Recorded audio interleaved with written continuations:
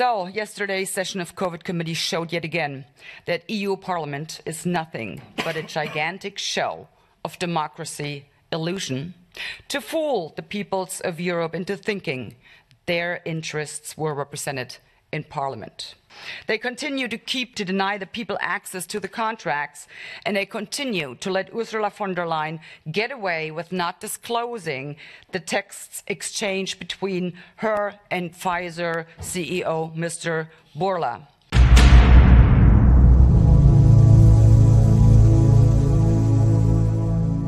Thank you so much for coming to this press conference, almost 24 hours after the CEO of Pfizer, Mr. Albert Bourla, was supposed to be present in the European Parliament in the special committee to investigate what happened during COVID. And unfortunately, he was absent. He sent a representative. So in the case of Pfizer, here's something interesting. Commodity. When they submitted the information and the clinical trials to Pfizer, here's all the tests that they submitted along with their request. They submitted a clinical trial that started in January 14th, 2020. I asked yesterday the representative of Pfizer, and she declined to answer. How is it possible that we, the world, found out in December of 2019 that there is a COVID, or coronavirus as it's called, in China, December of 2019. On January the 11th, the Chinese government released the DNA data, or a segment of it, to the public, and 3 days later, Pfizer already started the tests for this vaccine. How is that possible? She did not answer.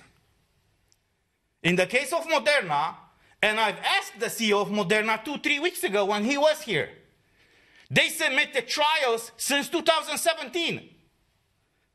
So I'm restating the question, how is it possible that when we found out in the fall of December, winter of 2019 about this virus, they submitted tests of their vaccines years before we found out about the virus? And I'm still asking that question now. How is that possible?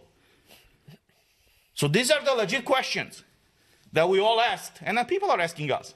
And unfortunately, they are declining to answer. So these were the main topics, I would say, that we tried to clarify yesterday.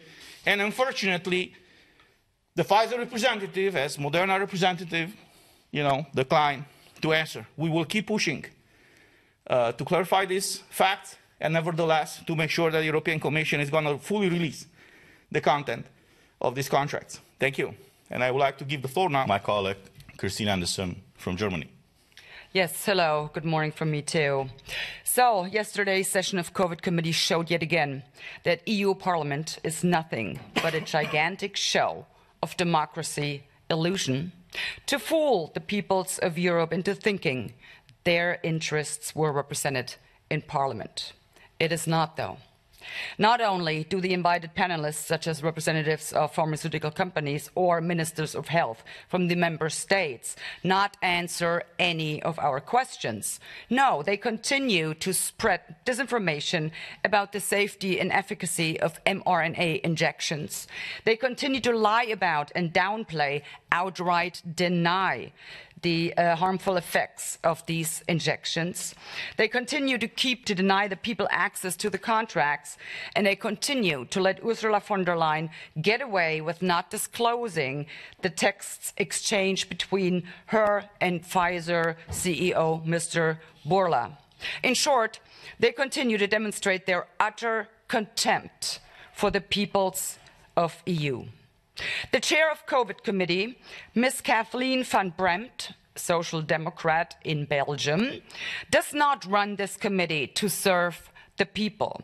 She runs this committee to protect the interests of pharmaceutical companies, EU Commission, and governments of EU at the expense of the people. Yesterday, Mrs. van Brempt refused to put a point of order to a vote. This is a gross violation of the rules of procedure and demonstrates her disregard for democracy and the rights of the people. You might want to drop her a couple of lines to let her know that you will not tolerate your rights being violated by her or anyone else for that matter. I had raised this point of order to declare COVID committee incompetent to serve the best interest of the people and to expose their scheme for lack of authority to compel anyone to appear in front of committee and to answer any questions, thus opening a way to have a formal committee of inquiry set up. A formal committee of inquiry would give the people the means to get to the bottom of things and would put an end to their plot of stripping the people of freedom, democracy, and the rule of law. All of us here today, and many more, there is more MEPs by now, we will continue to fight for a committee of inquiry. But we need you to join us in this fight. We need your help to do it. So here's what you can do.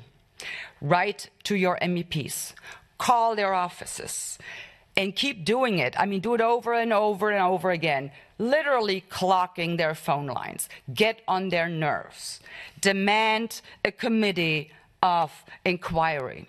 And keep doing it for as long as it takes. Do not stop until your demands are met. It is your right. Let them know that in a democracy, it is in fact you, the people, that are running the show. And if they fail to respect that, then let them know you will replace them. So please take charge, get involved. Don't let these anti-democrats get away with stripping you of your freedom, democracy, and the rule of law. Thank you.